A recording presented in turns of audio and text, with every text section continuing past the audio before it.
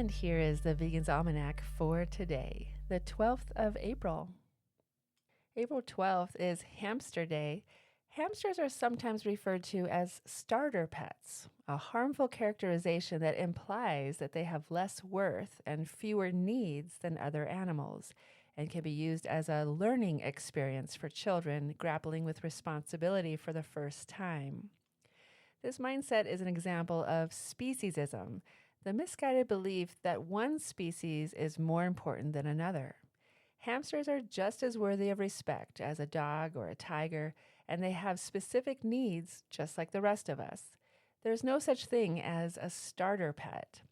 Hamsters are timid and don't like loud or frightening noises, so a calm, quiet environment is essential to their well-being. They have distinct personalities, just as all animals do, and many take a long time to adjust to being picked up and held by humans. A hamster who doesn't want to be held may stand on their hind legs, show their teeth, hiss, chatter, or bite, and their bites can be painful. If a startled guardian drops a hamster, the fall, even from just a few inches above the ground, can cause serious injuries.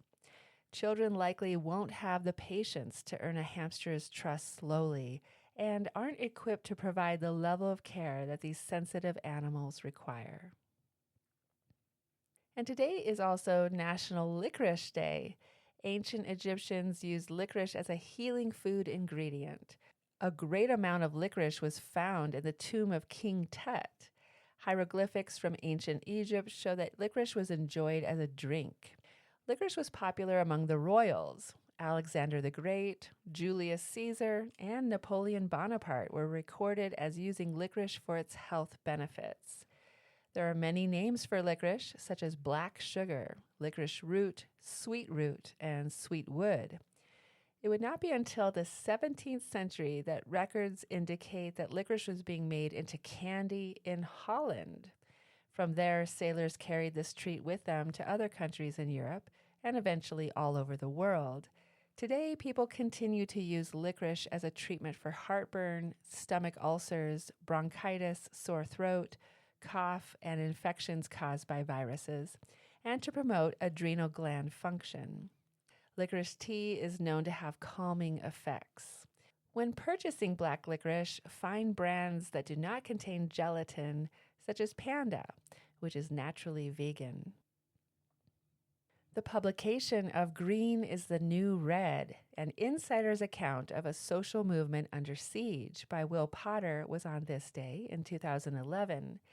At a time when everyone is going green, most people are unaware that the FBI is using anti-terrorism resources to target environmentalists and animal rights activists.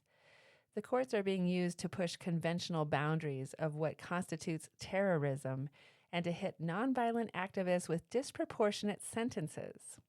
Some have faced terrorism charges for simply chalking slogans on a sidewalk. Like the Red Scare, this Green Scare is about fear and intimidation. Using a word eco-terrorist to push a political agenda, instill fear, and silence dissent. The animal rights and environmental movements directly threaten corporate profits every time activists encourage people to go vegan, to consume fewer resources, and live simply. Their boycotts are damaging, and corporations and the politicians who represent them know it.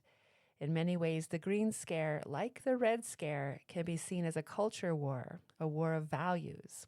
Will Potter outlines the political, legal, extra-legal, and public relations strategies that are being used to threaten even acts of nonviolent civil disobedience with the label of terrorism.